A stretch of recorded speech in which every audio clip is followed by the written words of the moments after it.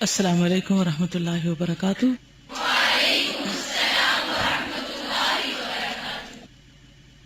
نحمده ونصلي على رسوله الكريم، اما بعد فاعوذ باللہ من الشیطان الرجیم، بسم اللہ الرحمن الرحیم، رب اشرح لي صدری ويسر لي امری واحلل عقدۃ من لسانی یفقهوا قولی۔ فصل 114، حدیث عشق پر نقد و تبصرہ۔ اب رہی وہ حدیث جو عشق کے بارے میں سوید بن سعید سے مروی ہے کہ من عاشق وعفا الی آخرہ، جو عاشق ہوا اور پاک دامن رہا تو اس کا انجام بتایا تھا کہ وہ شہید ہوا۔ تو اس روایت کے حدیث ہونے سے تمام حفاظ اسلام اور ماہرین حدیث نے انکار کیا، یعنی یہ حدیث درست نہیں، حدیث ہی نہیں، موضوع ہے، قول ہے کسی کا۔ ابن عدی نے الکامل میں لکھا ہے، ھذا الحدیث احد ما انکر علی سوید، سوید کی یہ حدیث بھی ایک حدیث ہے جس کی بنا پر اسے منکر الحدیث کہا گیا ہے۔ آپ نے اگر علوم الحدیث پڑھا ہو تو یہ ٹرمز آپ کو سمجھ آ رہی ہوں گی، یعنی اس کی حدیث قبول نہیں ہوتی۔ امام بہقی نے بھی ایسا ہی لکھا ہے، ابن طاہر نے ذخیرہ اور تذکرہ میں یہی لکھا ہے، ابو الفرج ابن الجوزی جن کی منہاج القاصدین تھی انہوں نے بھی یہی لکھا ہے، اور اس حدیث کا شمار موضوعات میں کیا، یعنی فیبریکیٹڈ احادیث میں کیا ہے۔ ابو عبداللہ الحاکم نے سوید کے تساہل پر اس کا انکار کیا، کہتے ہیں نا تعجب منہ، مجھے سوید پر تعجب ہو رہا ہے کہ اس نے کیوں یہ حدیث بیان کی۔ صحیح بات یہ کہ یہ حدیث نہیں بلکہ ابن عباس کا قول ہے۔ یہ روایت حضرت ابن عباس پر موقوف ہے، یعنی وہ نبی صلی اللہ علیہ وسلم سے روایت نہیں کرتے، ان کا اپنا کہنا ہے۔ رسول اللہ صلی اللہ علیہ وسلم تک مرفوع نہیں۔ سوید نے اسے مرفوع کہنے میں غلطی کی ہے۔ ابو محمد بن خلف بن المرزبان کہتے ہیں، حدثنا ابو بکر بن الازرق عن سوید الی آخرہ، اس اسناد پر میں نے ابو بکر کو ڈانٹا تو انہوں نے رسول اللہ صلی اللہ علیہ وسلم کو ذکر چھوڑ دیا، چنانچہ بعد میں جب کبھی ان سے اس حدیث کے متعلق پوچھا گیا تو انہوں نے کبھی اسے مرفوع نہیں کہا، اور واقعہ بھی یہی ہے کہ ایسی حدیث کلام نبوت ہو ہی نہیں سکتی۔ اب رہی خطیب کی روایت جو زہری سے مروی ہے کہ حدثنا المعافی بن زکریہ حدثنا قطبۃ بن الفضل حدثنا احمد بن مسروق حدثنا سوید بن مسہر عن ہشام بن عروہ عن ابیہ عن عائشہ مرفوعا، ایک فاش غلطی ہے۔ جس میں علم حدیث کی بو بھی ہوگی وہ اس روایت کو سوید عن ہشام عن ابیہ عن عائشہ کی اسناد کو تسلیم نہیں کرے گا۔ خود ہماری شہادت یہ ہے کہ حضرت عائشہ صدیقہ نے حضرت صلی اللہ علیہ وسلم سے یہ الفاظ کبھی روایت نہیں کیے، نہ عروہ نے کبھی حضرت عائشہ صدیقہ سے یہ الفاظ روایت کیے، نہ ہشام نے ہی کبھی یہ الفاظ روایت کیے۔ رہی ابن الماجشون کی حدیث تو ابن الماجشون پر صریح اتہام ہے، انہوں نے کبھی یہ حدیث بیان نہیں کی، نہ ان سے زبیر بن بکار نے یہ حدیث روایت کی۔ یہ وضاعین حدیث کی خصوصی کارستانی، یعنی وہ طبقہ جس نے حدیثیں وضع کی تھی۔ سبحان اللہ، اس اسناد کے ساتھ یہ حدیث تعجب کی بات ہے۔ قبح اللہ البداعین، ستیہ ناس ہو حدیثیں گھڑنے والوں کا۔ یہ حدیث ابو الفرج ابن الجوزی نے محمد بن جعفر ابن سہل سے روایت کی، حدثنا یعقوب ابن عیسیٰ ان ولد عبد الرحمن ابن عوف ان ابن ابی نجیح ان مجاہد مرفوعا، یہ ایک فاش غلطی ہے۔ محمد بن جعفر وہی خرائطی تو ہے جس کا انتقال 327 میں ہوا ہجری میں۔ یہ یعقوب بن ابی نجیح کو جنہیں وہ اپنا استاد کہہ رہا ہے کیوں کر پا سکتا ہے، اور کس طرح یہ اس کے استاد ہو سکتا ہے جبکہ دونوں کی ملاقات ہی ممکن نہیں، خصوصاً جبکہ انہوں نے اس حدیث کو کتاب الاعتلال میں اسناد سے پیش کیا ہو، اعتلال علت سے۔ ان یعقوب ھذا ان الزبیر ان عبد الملک ان عبد العزیز ان ابی نجیح۔ نیز خرائطی حدیث کے بارے میں ضعیف الروایت مشہور ہے، جیسے کہ ابو الفرج نے کتاب الضعفاء میں بیان کیا۔ اس سے آپ اندازہ لگائیں کہ ایک حدیث کی جرح کہاں کہاں تک ہوتی ہے جا کر، اور امام بخاری نے کس کس طریقے سے حدیثوں کو پرکھ کر پھر اس کو اپنی صحیح میں لکھا ہے۔ حدیث کے انکار پر حفاظ اسلام اور ناقدین حدیث کا قول میزان عدل کا حکم رکھتا ہے، بس اس حدیث کے متعلق بھی انہی کے قول کی طرف رجوع کرنا چاہیے جن کی طرف علم حدیث کے بارے میں رجوع کیا جاتا ہے، جس کے قول پر صحیح اور غلط ہونے کا فیصلہ کیا جا سکتا ہو، اور جسے حدیث کے بارے میں تسامح اور تساہل کی عادت نہ ہو۔ ایسے لوگوں میں سے کسی نے اس حدیث کو صحیح یا حسن نہیں کہا۔ یہاں اتنا کہنا کافی ہے کہ ابن طاہر سے تصوف کی احادیث میں بہت کچھ تساہل ہوا، اس نے ساری غص و سمین کس کو کہتے ہیں، یعنی کوڑا کرکٹ، اور رطب و یابس، رطب کا ترک و یابس خشک حدیثیں جمع کر دی، خصوصاً ایسی احادیث جو صریح البطلان اور منکر ہیں۔ حضرت ابن عباس پر انکار نہیں کیا جا سکتا، یہ ان کا قول ہو سکتا ہے کیونکہ ابو محمد بن حزم نے ابن عباس سے عشق کے بارے میں قول نقل کیا ہے جو اس قول کے قریب ہے۔ ایک آدمی عشق کی بیماری میں مر گیا تو لوگوں نے اس کی موت کے متعلق آپ سے سوال کیا، فتویٰ مانگا، آپ نے اس کا جواب دیا، قتیل الہوی لا عقل ولا قود، محبت کے مقتول کی نہ دیت ہے اور نہ قصاص، یعنی ایک طرح سے وہ شہید کہا اس کو۔ آپ سے ایک اور روایت بھی مروی ہے میدان عرفات میں ایک نوجوان کو آپ کے سامنے پیش کیا گیا جو کبوتر کی طرح تڑپ رہا تھا. آپ نے پوچھا اسے کیا ہوا؟ لوگوں نے کہا یہ عشق کا مارا ہوا ہے. اس کے بعد آپ ہمیشہ بارگاہ خداوندی میں عشق سے پناہ مانگتے تھے. پیچھے بھی گزر چکی ہے بات. یہ ہے حدیث من عاشق وعف وکتم ومات فہو شہید کی تفسیر و تشریح.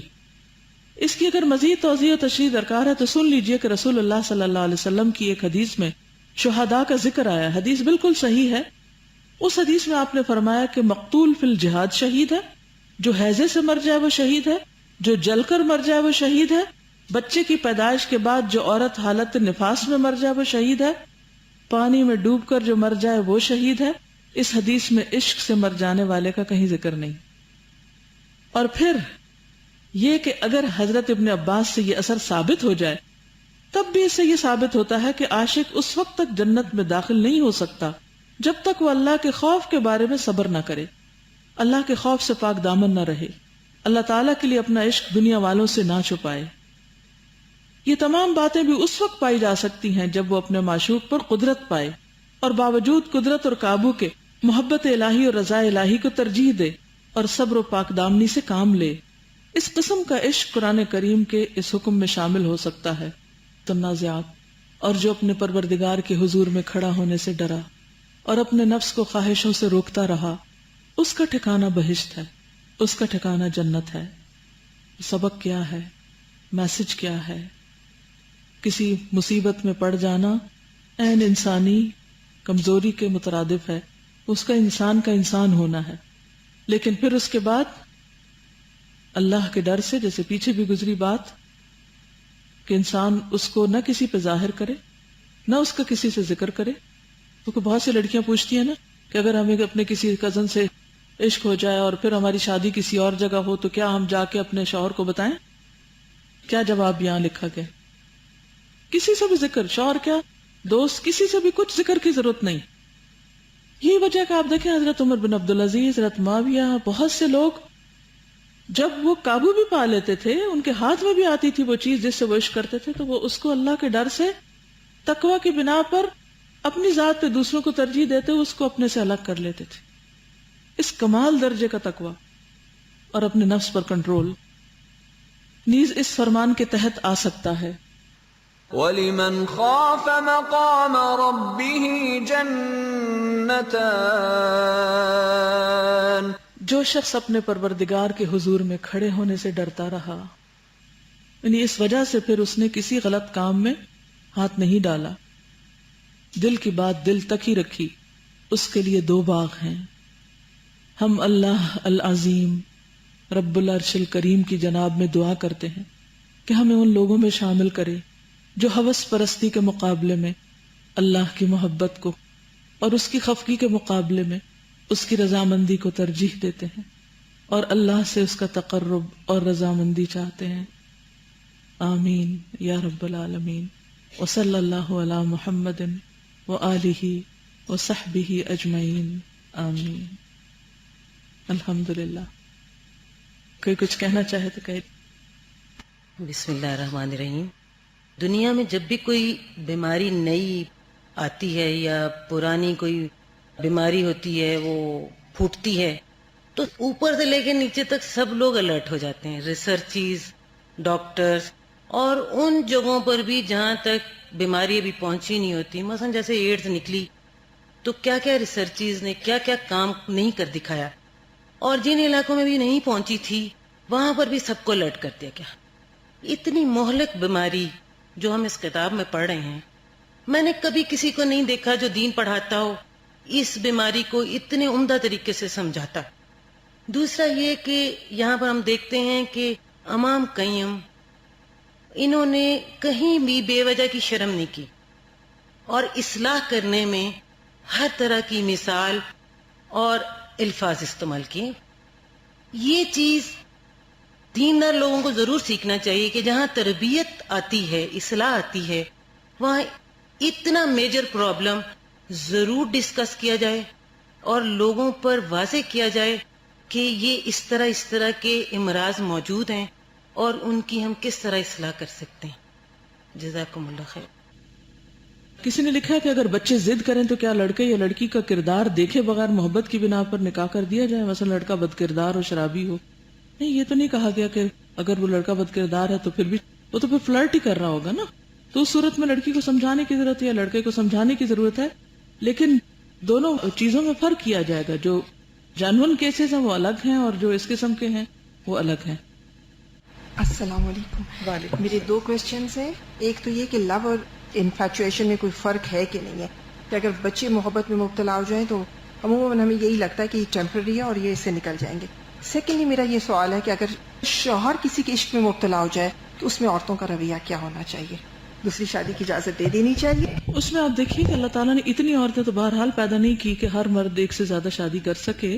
کہیں ہو بھی سے ظاہر ہے کہ اللہ نے جس چیز کو حلال کی ہم تو اسے حرام نہیں کر سکتے، لیکن اس کا دوسرا حل بھی بتایا گیا نا کہ اگر کسی مرد کے دل میں کسی اور لڑکی کا خیال آ رہا ہے تو عموماً عورتیں کیا کرتی ہیں اور غصہ دکھانا شروع کر دیتی ہیں.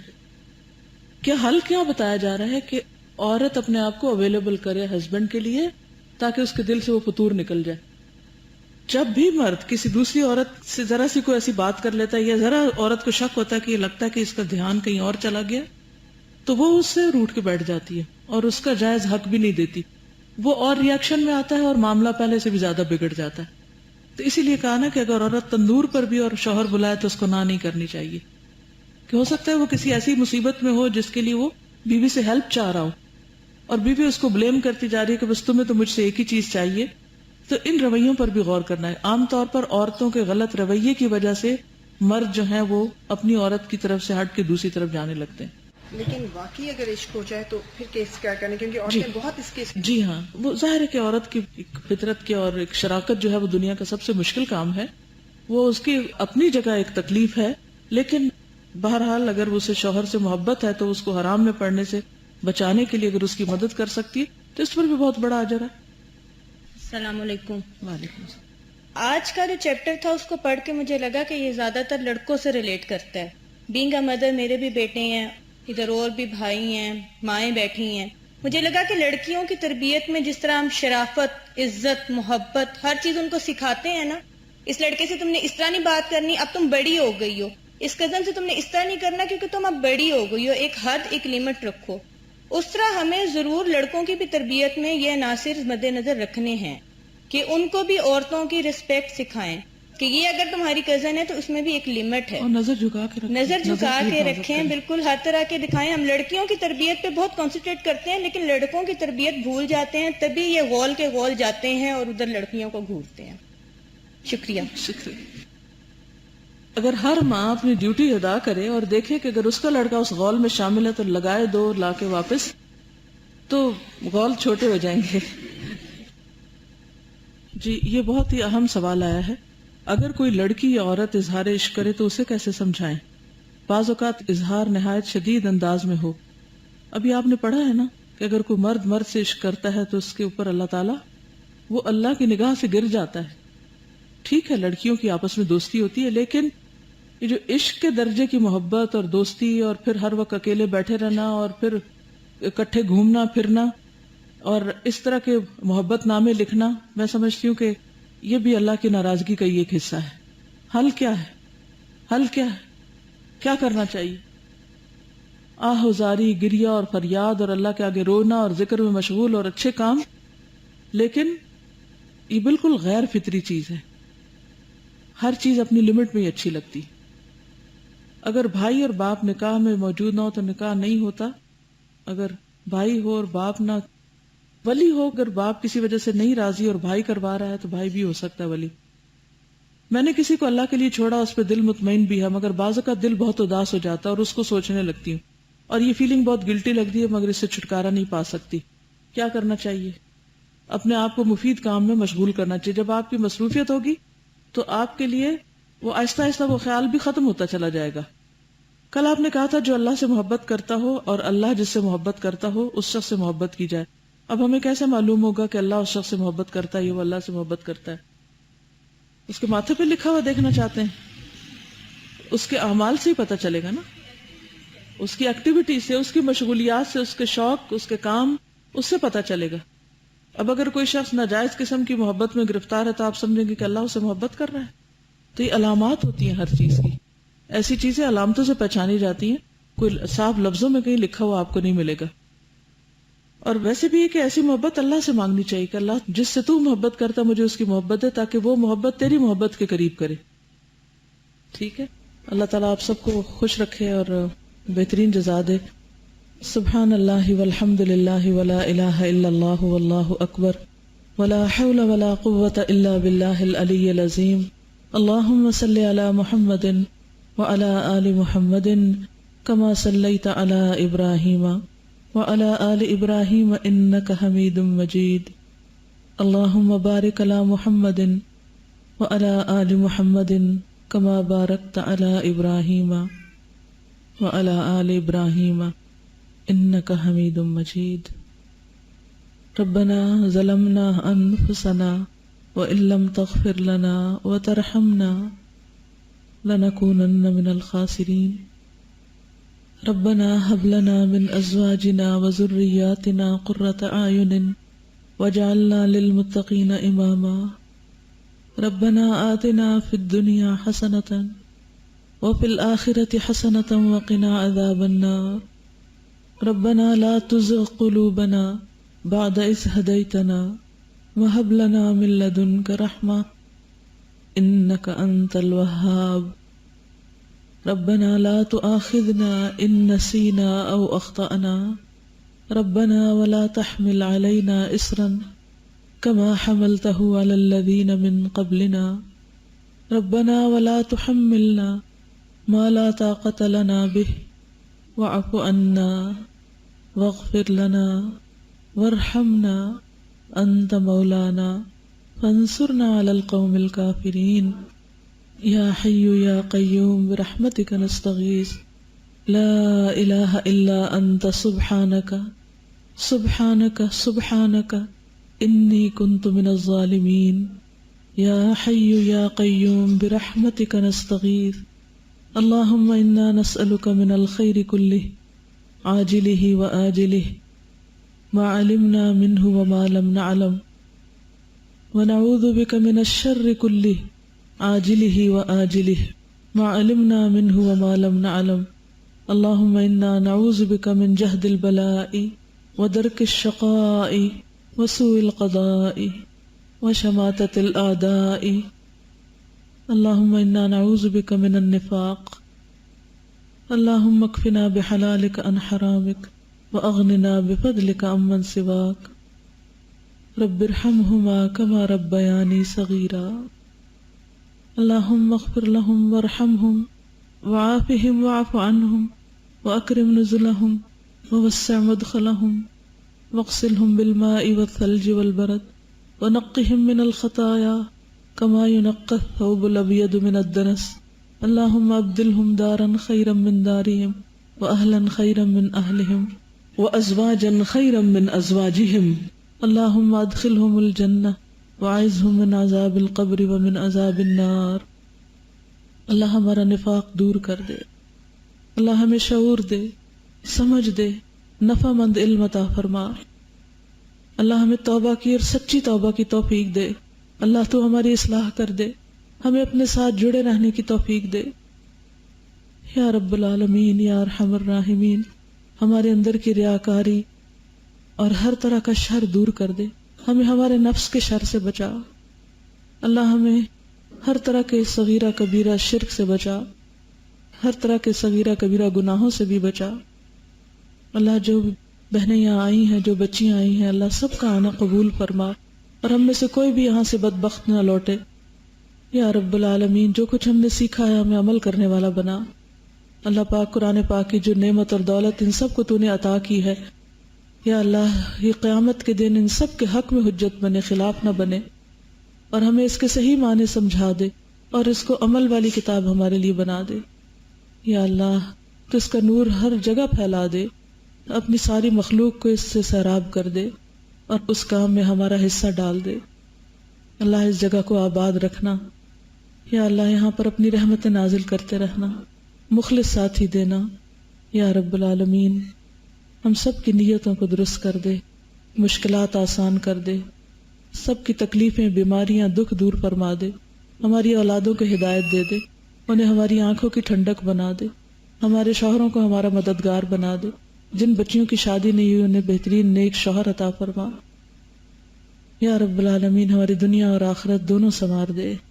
ربنا تقبل منا انک انت السمیع العلیم وتب علینا انک انت التواب الرحیم، وصلی اللہ تعالی علی خیر خلقہ محمد وعلی آلہ واصحابہ واہل بیتہ اجمعین برحمتک یا ارحم الراحمین۔ الہی آمین۔ سبحانک اللہم وبحمدک نشہد ان لا الہ الا انت نستغفرک ونتوب الیک۔ السلام علیکم ورحمۃ اللہ وبرکاتہ۔